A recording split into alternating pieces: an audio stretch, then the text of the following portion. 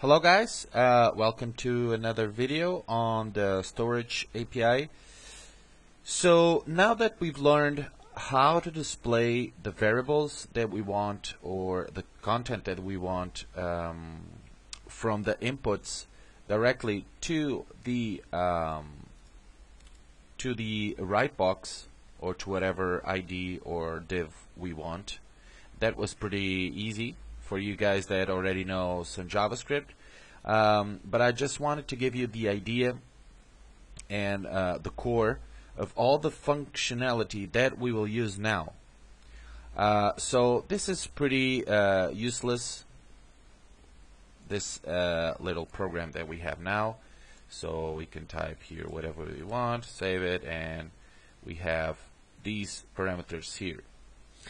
But this is not what the storage is all about. So I told you before that with this we will be able to type anything here.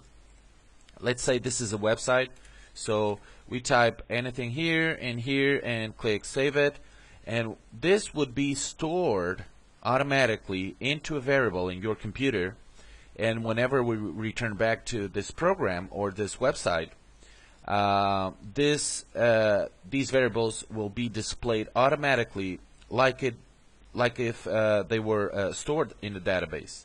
Okay, so you will not lose, or the user will not lose the values that he inserted or the options that he inserted.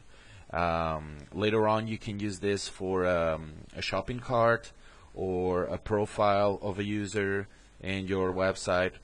So it's very, very useful, and you will not need any database at all. So the first thing we want to do is, I forgot to mention that I think I mentioned you in the first video of the storage that you had to use the key and the value. That's not correct. You don't have to use that. Okay, that's just for you to have an idea that the key and the value were the names of the names that we use to store these two data in here. Okay, these two contents. So you can take that out. Let's go here. Okay, it's still gonna work, don't worry. This is just for you to have an idea what we call the data. And if you test it here and type TTT and TTT and save it, it's still gonna work. What happens is that if I go to Google and return back, these are not the results are not stored and not displayed anymore. Okay, so I'm going to show you how to be able to go and navigate throughout the web to other websites, and when you return back, the values are going to still appear here, whatever values you typed before. Okay, so this is what the storage API is all about, to store values. So the first thing you're going to do is to go to the do it function. Okay, and here you're going to type display, and let's leave it this way. Okay, display, and here let's get the one out. Okay, the parameter, and here as well. Okay, so now the function will not have any parameters, and here the function display will be called automatically as soon as the page loads. So this will be able to show you automatically the results, okay, of your content or data that is stored in your computer. Now the first thing I want to show you is whenever you go into your little program here, I'm going to show you how to type something. Okay, and as soon as you save it, these automatically will be in blank. Okay, so then you can type something else, and to do that, and always going to be stored, the variables are going always be stored in your computer or in your browser. When I say your computer, this will be stored in your browser. The browser is using a variable, so it will store all the variables you're using with HTML5.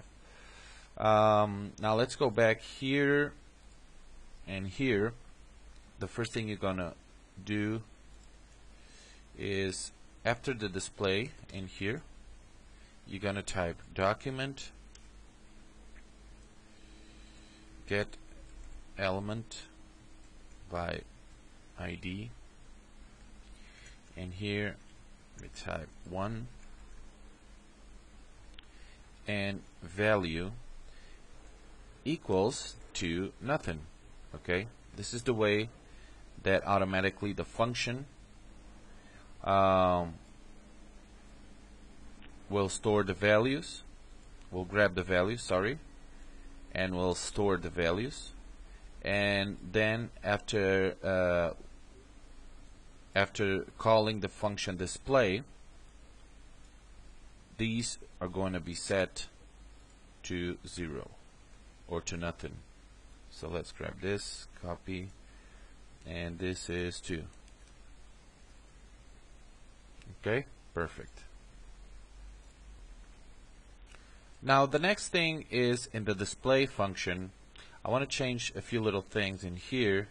The first thing I want you guys to do is, let's take this out, these 2 lines. Okay, just leave the first line. So we'll grab the right box, we'll grab the document get element by ID. Now in here we type right box dot inner HTML will equal to nothing. Okay, what this means is that whenever we type in the left box and click save, those values are going to be saved in the browser, but will not be displayed automatically in the right box. They will be stored. Okay. What we can also do is to create a loop, so we will display all the content or all the values that we already have stored. And to do that, we create a loop. Let's create the loop. So to do that, we type for, and I think I told you, yeah. Okay, I'm gonna create a way to, whenever we click the save button, the values will still be displayed. Okay, all the values that we use will still be displayed and will be stored automatically. So it's a good way for us to know what we are going to store or what we are storing. Okay, the thing is that those variables and values will be stored, and whenever we go to another web page and we return back, those values will still be there. Okay, so after that you can manage whatever attributes or options do you want to store, and the others that you don't want to store. It's all using JavaScript, so it's up to you to do whatever you want with it.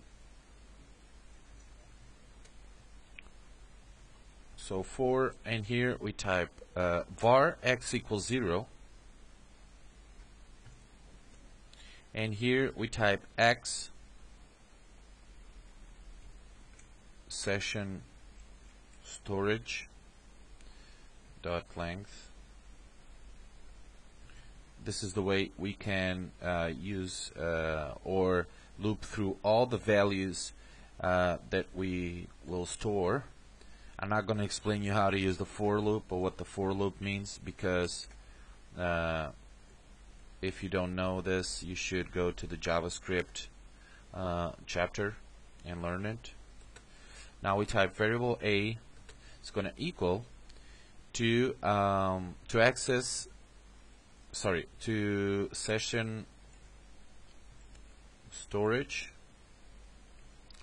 dot key, and here we're going to type X. Okay, so this is basically to loop through the like if it was an array. Okay, we will loop through all these values that we are storing in the form. Now we need another variable. To create another variable, which is going to be the B variable, and type session storage and get item. Okay, and here we type A, which is the variable here, A, which holds the session storage key. Basically, every value in the session storage. Okay. Now the next thing to do is, let's type right box inner HTML equal to whatever we type here.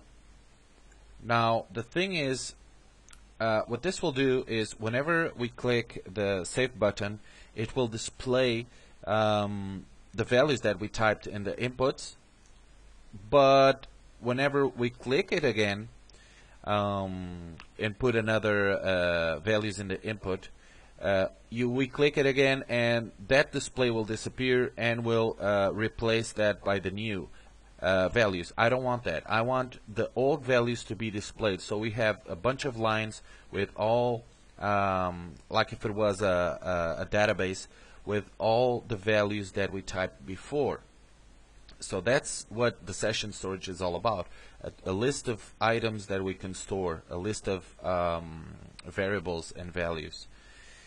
Now to do that, we have, before the equal sign, we type the plus sign, plus equal. So that will confirm that whenever we click, the old line will not disappear and will not be replaced. And don't worry if you don't get the idea, you're already gonna see how that is gonna work in just a minute. Now in here, before the double quotes, you type the A, variable A, and here you can type something like let's say and here you type plus, and here you type line break. Okay, and I think we are all done. Now let me just show you what an awesome feature this is. I just opened the browser and refresh it. Okay, I did have the browser open, so as soon as I refreshed, I didn't have anything, and as soon as I click refresh, everything that I typed since the first video tutorial of Storage API appears in here. Okay, and what appears is the first value, 1, okay, which is this one, and instead of and, let's take the and out and type something like this. Okay, and let's save this. Let's save and return back, refresh. Okay, perfect. So what this is the storage of all the content that I typed in here in the other tutorials. Pretty cool, huh? It's basically like a database. Okay, and this was the last one, Victor High. Okay, now the only way to put or reset all this is to go out and close the browser. Let me close the browser here. Okay, and let me just open the browser now again, and let me run this just a second. Okay, so here we are. Okay, and now let me type hello,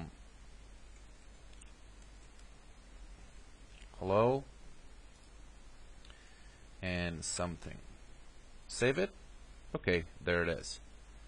Now let's type hi Victor. Save it. There it is. Okay, so whatever you type now, it's going to be saved. Okay, and you can still go, let's say, to another website like Google and the news and whatever, and if you return back, they're still gonna be here because it's a session storage. Basically is like a mini MySQL database inserted in your browser. So the only way to reset this is to close your browser totally, and when you return back you will have these in blank.